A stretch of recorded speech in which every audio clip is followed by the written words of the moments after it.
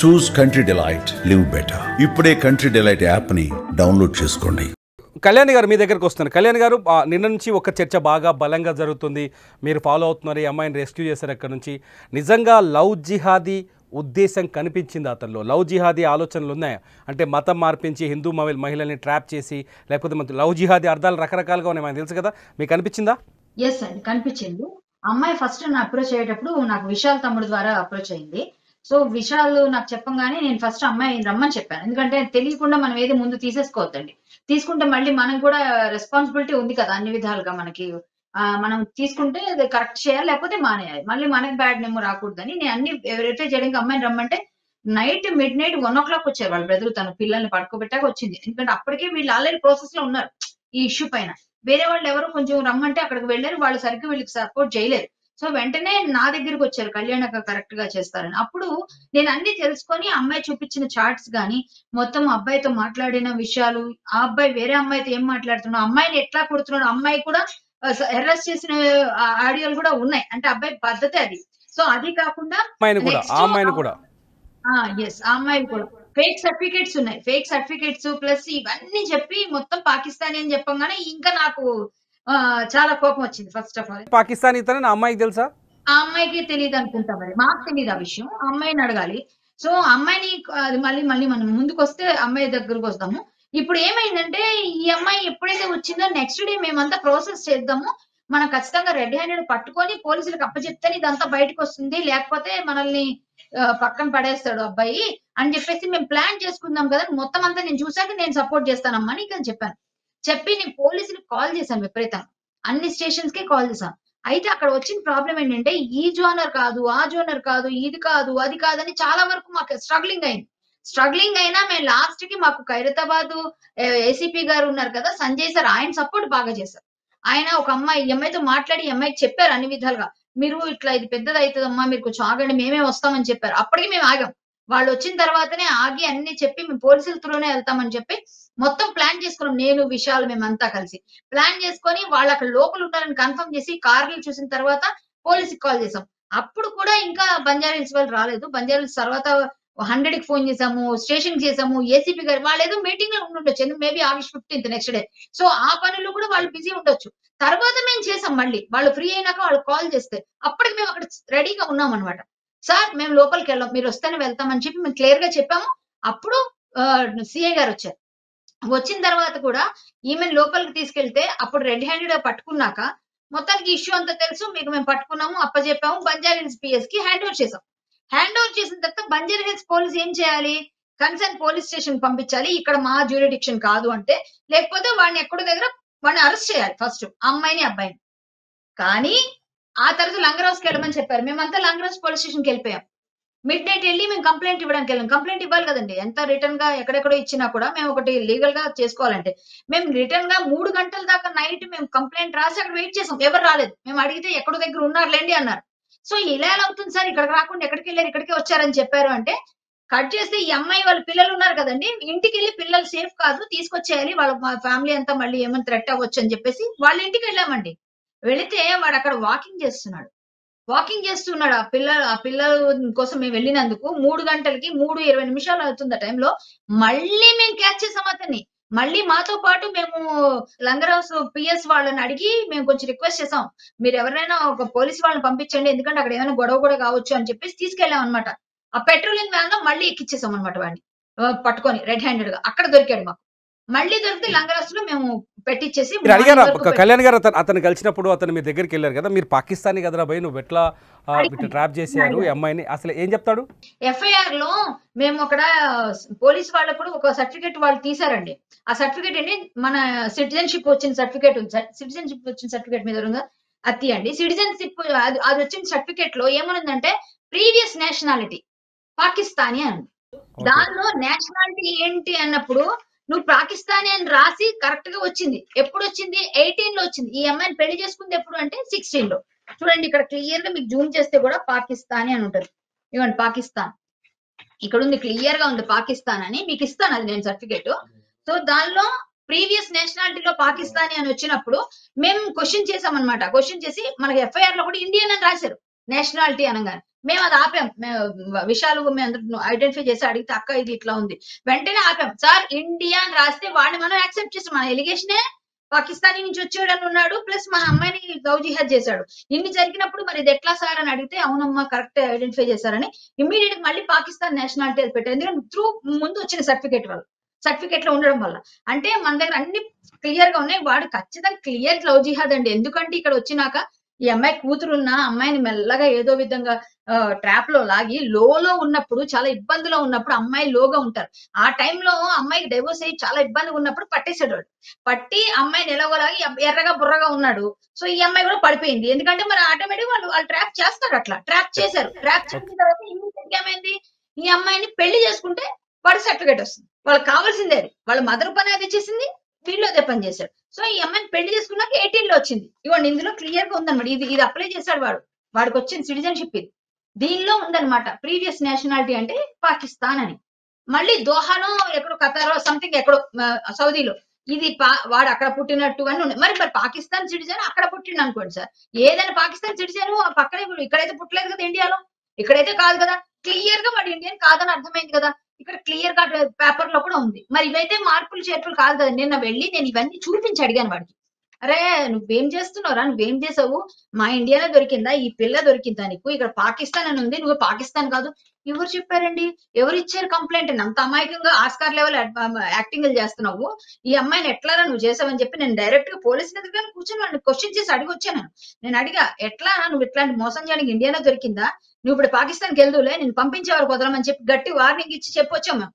అంటే అంత బాధ అనిపించింది. నిజం చెప్పాలంటే పవర్ లేదు, పవర్ ఉందంటే తుక్కు కొట్టేదని కూడా. అంత కోపం వచ్చింది నాకైతే ఓపెన్ గా చెప్తే.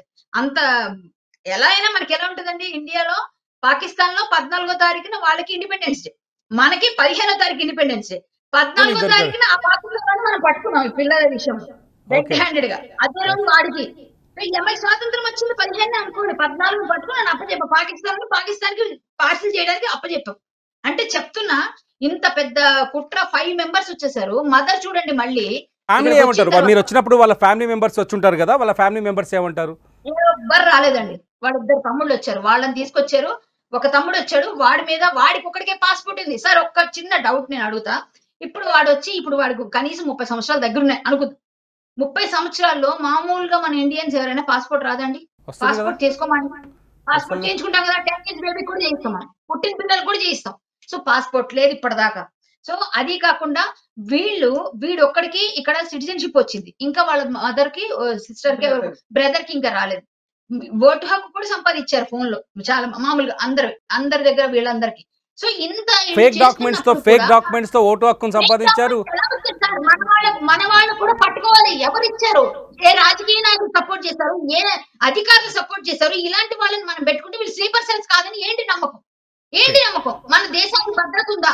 దేశానికి ఎంత ప్రాబ్లం? లవ్ జిహాద్ ఒక కోణం, స్లీపర్ సెల్ కూడా కాకూడదు ఏమైనా ఉందా? వాళ్ళ మదర్ ఎలాంటి, మళ్ళీ ఇక్కడ పెళ్లి చేసుకుంది ఎందుకు? ఇండియన్ సిటిజన్స్, మళ్ళీ 2 పిల్లల్ని కంది.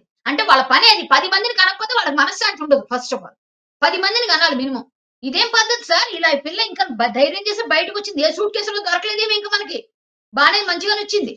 చాలా చాలా బాధ అనిపిస్తుంది కదండి ఇట్లాంటివన్నీ చేస్తుంటే. కాబట్టి మేము రైట్ ఫైట్ చేస్తున్నాం, వాళ్ళు పార్సల్ చేయాలి పాకిస్తాన్ అంతే.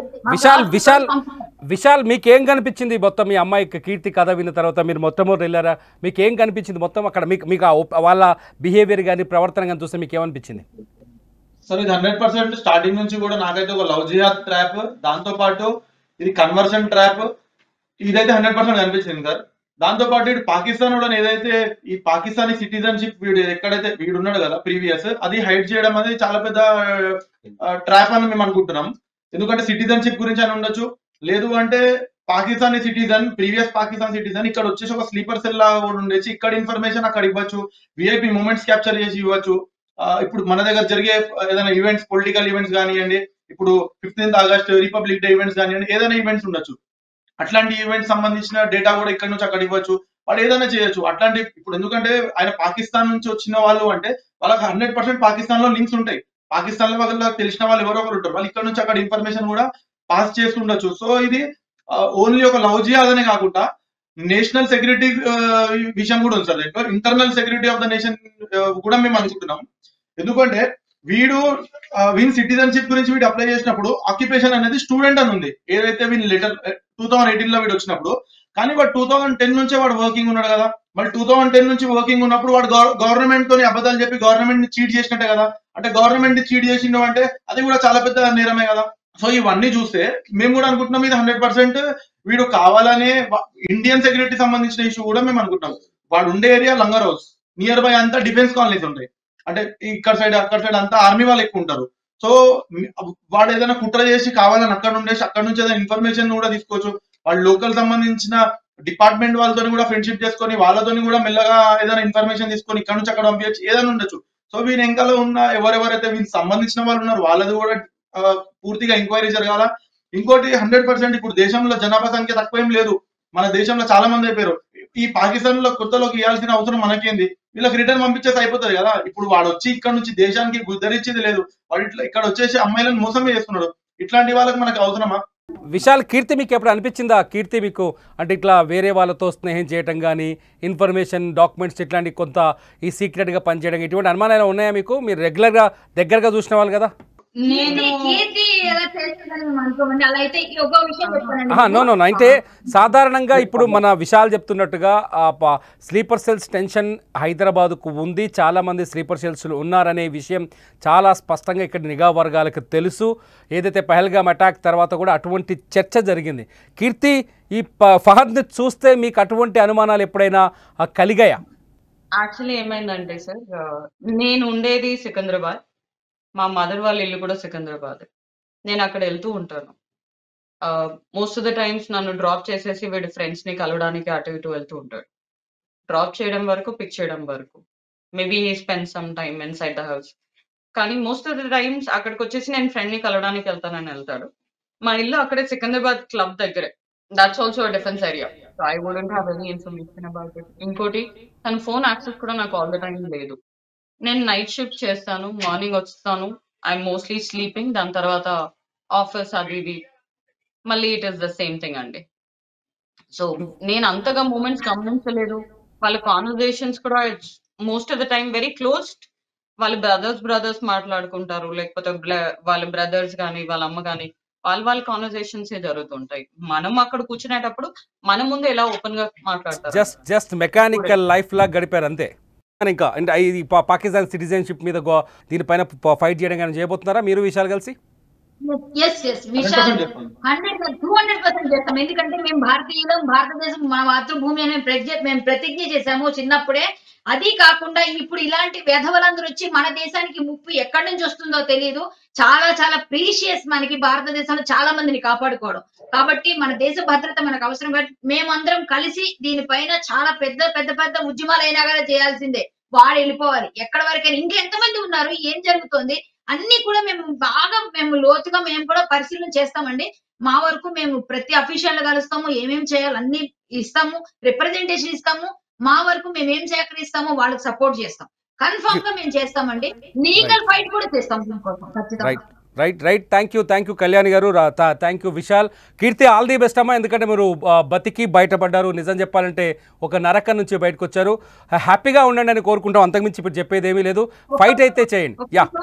ఒక్క విషయం తిరుమల గారు, వీళ్ళు ఇక్కడ ఈ ఫ్యామిలీలో కొంతమంది ఓటింగ్ కూడా చేస్తున్నారు. ఇండియాలో ఎలా చేస్తున్నారు, ఓటింగ్ కూడా ఎవరిచ్చారు ఓటు హక్కు, ఇది కూడా తీయాలని. ఇది నేను ఖచ్చితంగా మనం దీని గురించి కూడా మేము అన్నీ తీస్తాం.